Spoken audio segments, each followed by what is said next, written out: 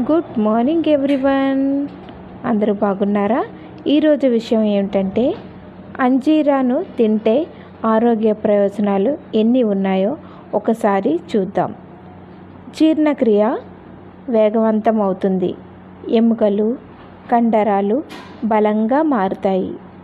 గుండె జబ్బులు, క్యాన్సర్లు రావడం తగ్గుతుంది. మధుమేహం అదుపులో ఉంటుంది.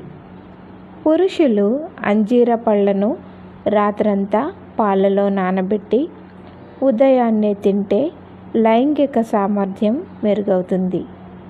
అంజీరా జ్యూస్లో తేనె కలుపుకొని తాగినట్లయితే బ్లీడింగ్ డిజార్డర్ తగ్గుతుంది.